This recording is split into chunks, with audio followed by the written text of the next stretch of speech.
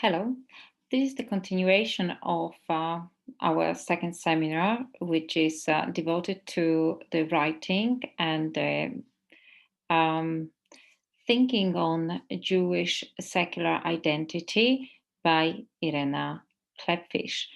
And I just wanted to introduce you to several of several fragments that we have discussed during the classes, just for just to remind you, or to so we can think about it again.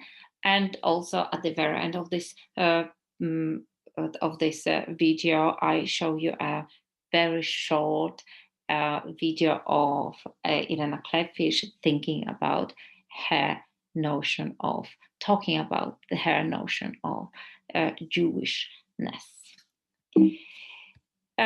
The first text that we analyze is mm, from the reader that I prepared for you. And here she is talking about the little facts that we mentioned in the video, in the previous video. All my life, says Irena Klepfisz, I have defined myself as a secular Jew. It is how I was raised and taught to think about myself in relation to Jewishness. I was taught that there is no God. I was taught that capitalism oppresses the working masses and all poor people, that it has to be smashed, and that we are to work towards building a classless society. I was taught that Jews have a right to be anywhere and everywhere, that they are not necessarily destined to return to the ancient homeland.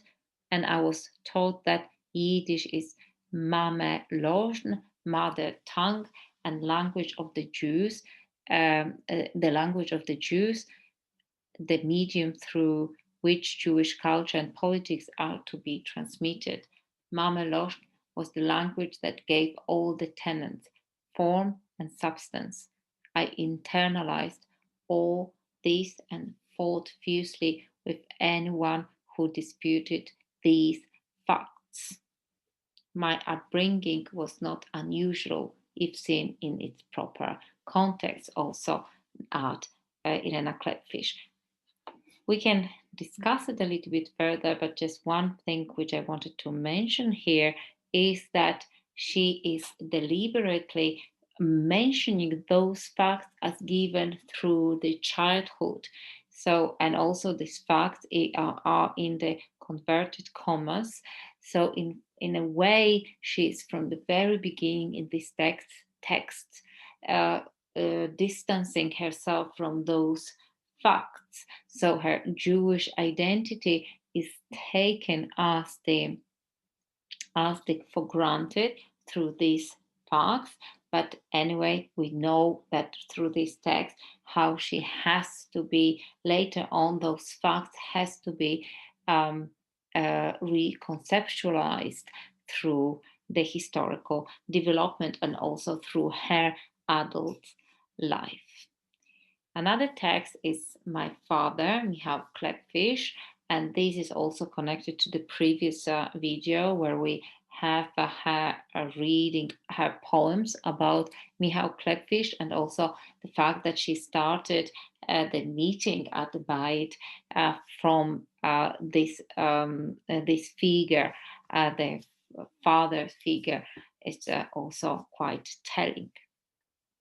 I think it's hard to be the child of a martyr, says Irena Klepfisz.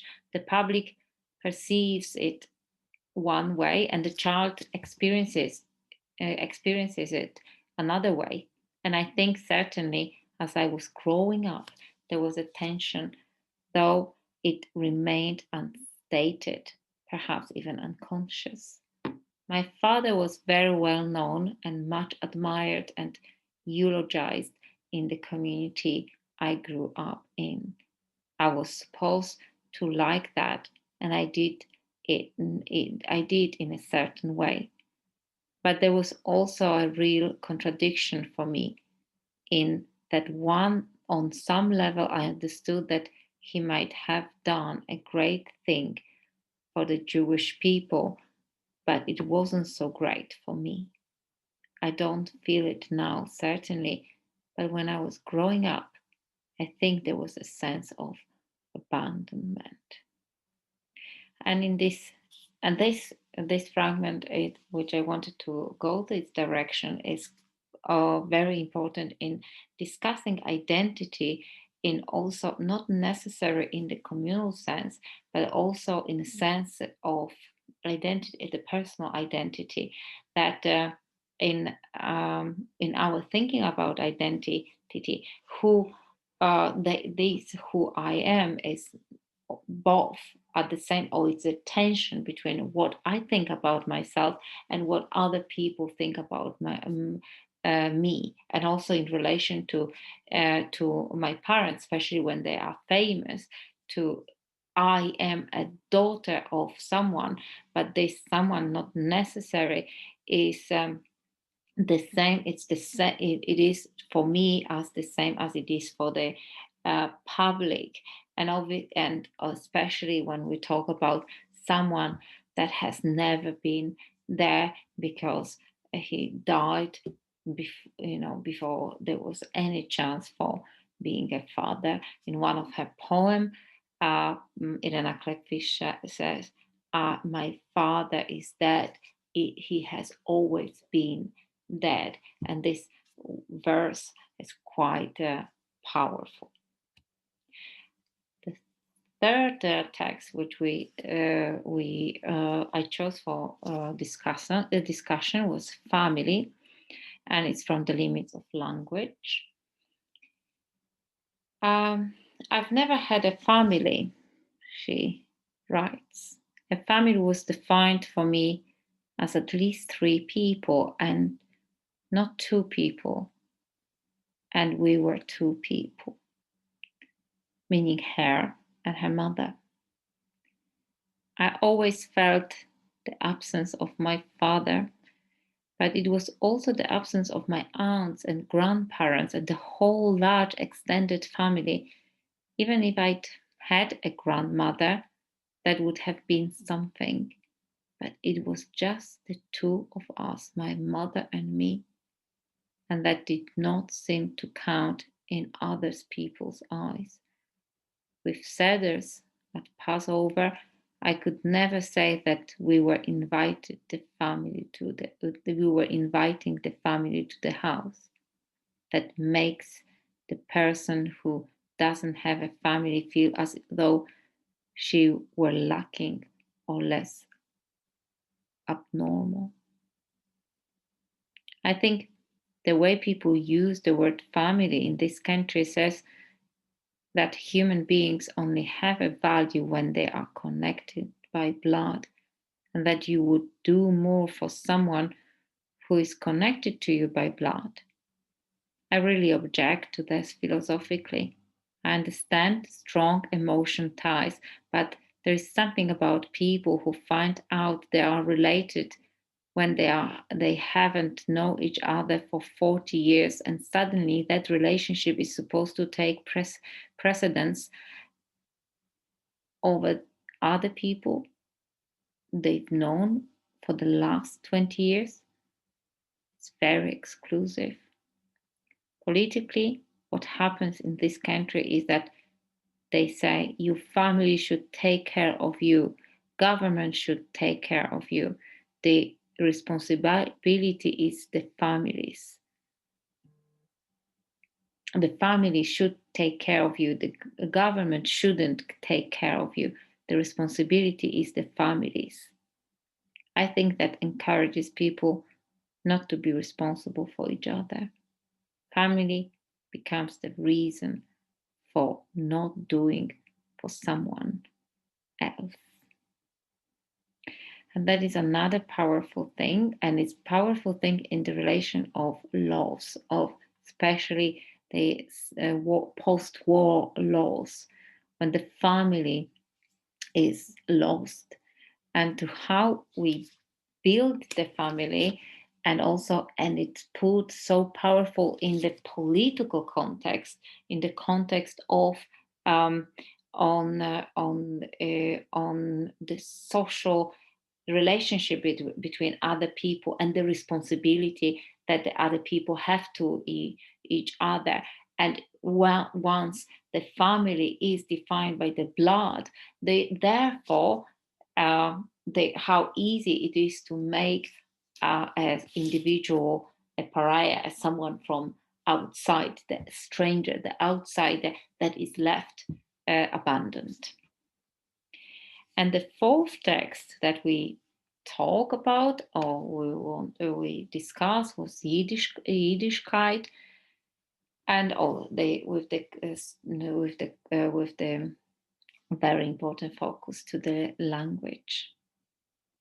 Yiddishkeit is thereby neutralized and depoliticized, though most of are quick to state that Yiddish was the language of women, of working people, or the poor.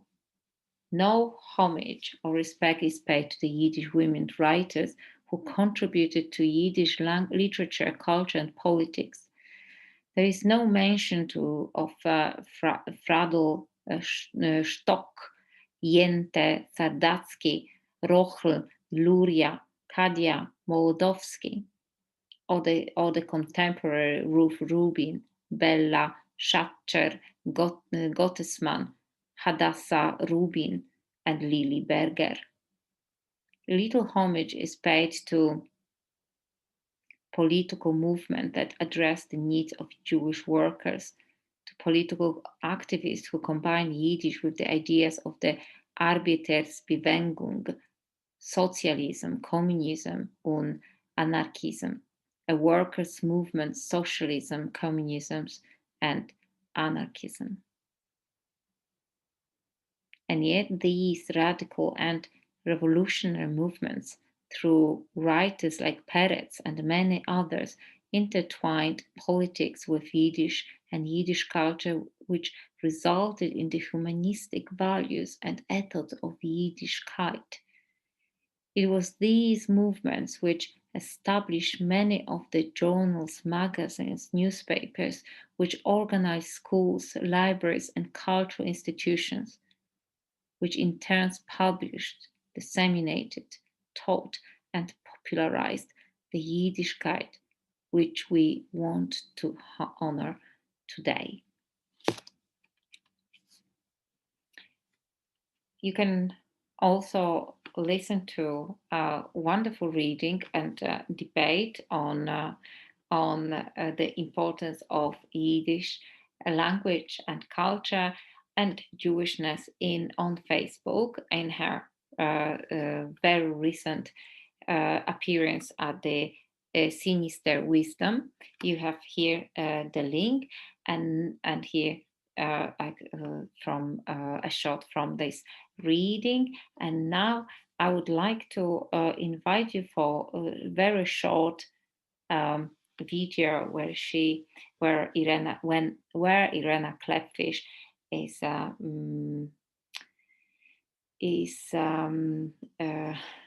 thinking very shortly about her.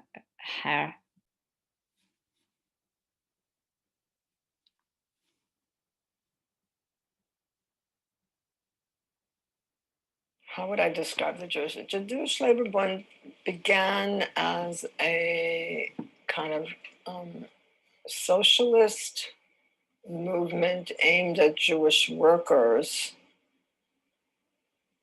and evolved into, very quickly actually, evolved into a kind of socialist,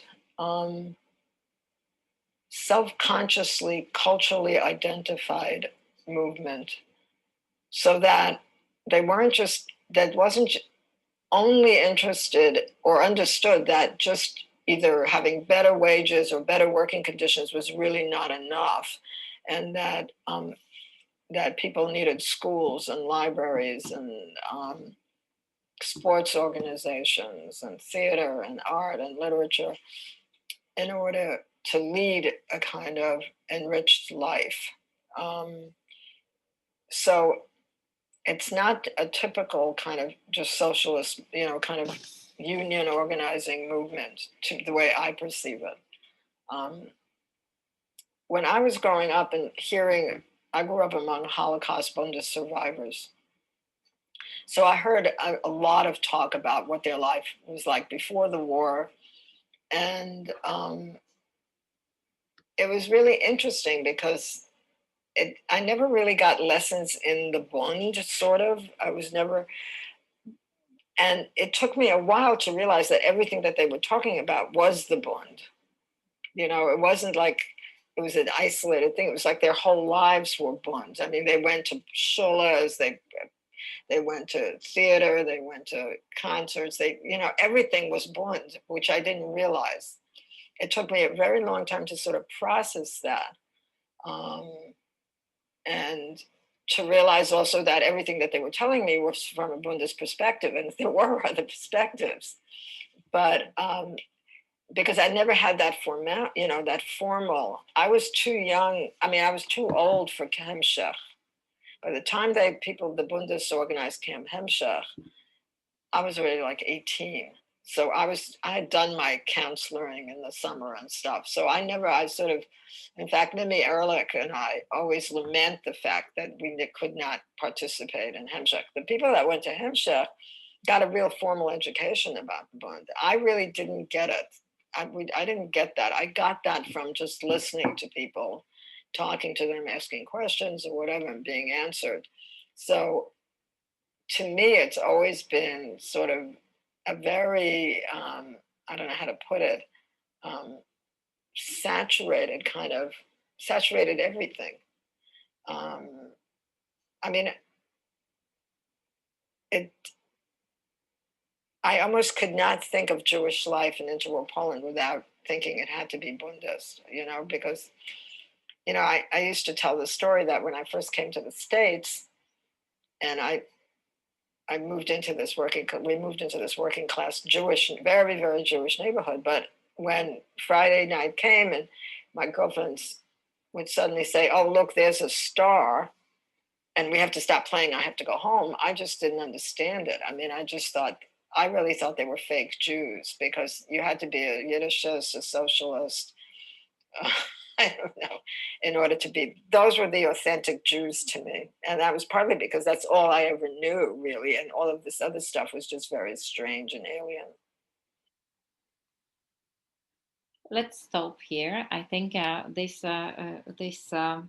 little fragment actually shows very much that in our discussion of Jewish identity or in women's identity in the course on Jewish women's writing, we will always have attention of where this person or the writer comes from, what was the experience, what's the history, what is the language that build this identity. And I would like us to bear it in mind that that identity includes the many relationships that people cultivate, such as the identity as a child, a friend, partner, and parent, but also it involve external characteristic over which person has little or no control, such as appearance, obviously, but also social, economic connection, class, or race. So identity encompasses also political opinions, moral attitude, and obviously religious belief. And in this very embracing concept of that identity it is, and maybe we can talk about it, why identity became such a buzzword recently, by recently I mean over the last 20, 30 years. And maybe one of the aspects of this urgency of this identity is this never this huge really speedy change that is happening in the world that has never has been done before. And with the change we kind of need some sort of um, uh, and navigating points which identity is, and therefore we would like to put things into one pot.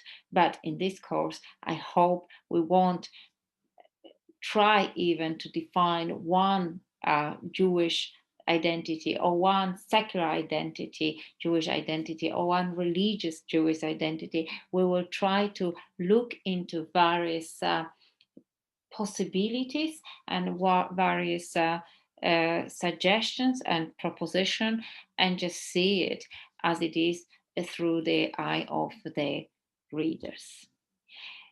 Thank you very much for this part, and I will invite you to the very short overview what interests us in Hannah Arendt as the philosophical context of this course.